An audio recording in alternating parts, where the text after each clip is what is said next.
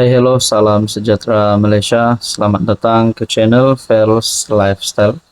Saudara-saudara yang saya amat hormati, tuan dan puan, berkaitan dengan kes RCI Batu Putih, siasatan RCI Batu Putih, di mana melibatkan bekas Perdana Menteri Tun Mahathir, dan perkara ini semakin berpanjangan sampai ada berita pengesoran siasatan jenayah terhadap bekas Perdana Menteri tersebut.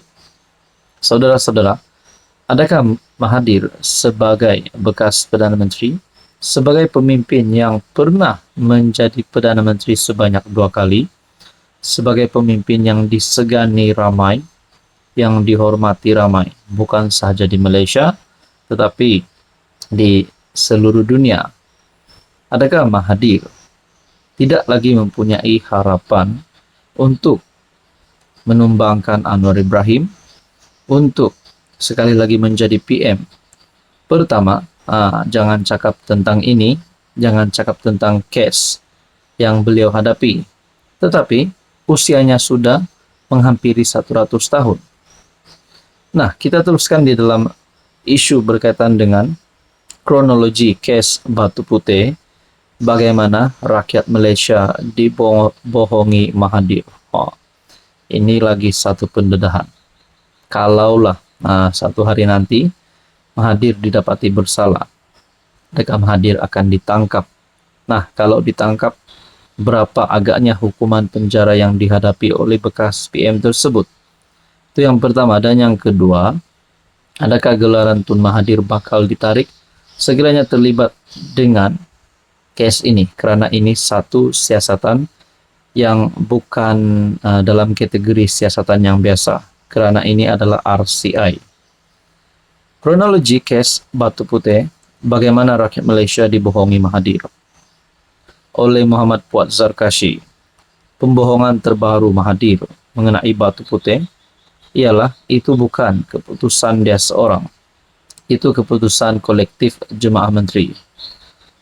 Tapi ia disangkal oleh Datuk Seri Dr. Wan Azizah, Datuk Seri Muhammad Sabu dan Anthony Locke. Mereka mendakwa Tun Mahathir menghantar surat lebih awal pada ICJ melalui Peguam Cara Negara pada 21 Mei 2018.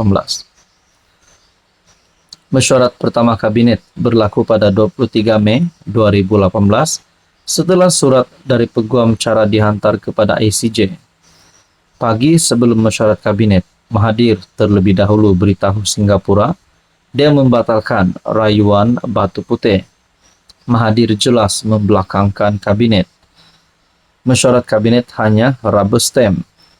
Dapatan RCI jadi bukti kukuh Mahathir telah meminggirkan jemaah Kabinet. Sebab itu RCI mencadangkan Mahathir disiasat di bawah Akta Jenayah. Inilah kronologi yang rakyat Malaysia kena tahu bagaimana mereka dibohongi. 23 Mei 2008, ICJ putuskan Batu Putih milik Singapura. 2 Mei 2017, Malaysia memfailkan semakan semula keputusan 2008 kerana ada bukti baru rayuan boleh dibuat dalam tempoh 10 tahun. 9 Mei 2018, Kerajaan BN menang. 10 Mei 2018, Tun Mahathir dilantik PM ke-7. 13 Mei 2018, Mesyuarat Council of Elders. 14 Mei 2018, Tan Sri Muhammad Afendi Ali, Peguam Negara, diarah bercuti forced leave, iaitu 4 hari selepas Mahathir jadi PM7. Peguam Cara Negara Datuk Engku Nur Faezah memangku jawatan AG. Wan Azizah mendedakan Engku Faezah yang menulis surat kepada ICJ pada 21 Mei 2018 membatalkan rayuan Batu Putih. 28 Mei 2018, Mahathir hantar surat kepada ICJ menyatakan Malaysia dan Singapura setuju membatalkan permohonan rayuan dan tafsiran. 29 Mei 2018, Singapura sahkan surat permohonan Malaysia. ICJ arahkan supaya permohonan Malaysia dikeluarkan daripada senarai secara rasmi. Maka kedaulatan Batu Putih hilang selama-lamanya karena tempo 10 tahun telah tamat. 30 Mei 2018, akhbar The Straits Times Singapura telah melaporkan Malaysia menarik diri rayuan Batu Putih. 2 Julai 2019, Timbalan Menteri Luar yaitu Datuk Marzuki Yahya beritahu Dewan Rakyat bahwa Malaysia masih komited untuk membuat semakan. Ini bohong paling mega karena hakikatnya kita telah kehilangan Batu Putih selama-lamanya pada 28 Mei 2018 lagi. Malangnya Tan Sri Mahyadin sanggup kata keputusan Mahathir adalah kolektif. Dia bersekongkol mempertahankan Mahathir yang menjual kedaulatan negara. Ini pembohongan paling mega dalam sejarah karena Malaysia kehilangan wilayah. Maruah tercemar selama-lamanya karena menyerah diri tanpa berperang. Siasatan tidak boleh tertangguh dan hukuman berat karena puncak kekalahan adalah disengajakan. Rakyat mesti tolak pengkhianat termasuk yang bersekongkol.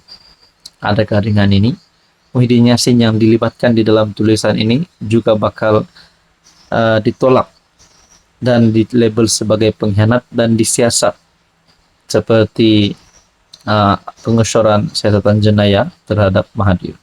Saudara-saudara, inilah yang berlaku. Apa komen Anda? Hai, hello, salam sejahtera Malaysia. Selamat datang ke channel Fels Lifestyle. Terima kasih kerana terus setia dan bersama di dalam channel ini. Saudara-saudara, berkaitan dengan skandal rasuah di Sabah, masih ramai yang menantikan apa perkembangan terkini. Ada yang kata dakwaan skandal rasuah ini bagi menjatuhkan reputasi Ketua Menteri Sabah. Tapi di sisi yang lain, rakyat Sabah, negeri di bawah Bayu, mulai bersuara. Mereka kata kalau ada pemimpin yang benar-benar rasuah di dalam video rasuah tersebut, kalau ada adun termasuk Ketua Menteri, Timbalan Ketua Menteri dan Menteri Keuangan Sabah terlibat dengan rasuah dan adun-adun tersebut, sepatutnya mereka tidak layak untuk memegang jawatan itu. Nah, itu kata orang Sabah, kata netizen lah. Tapi akhirnya kita nantikan saja apa yang berlaku berkaitan dengan case skandal rasuah di Sabah ini.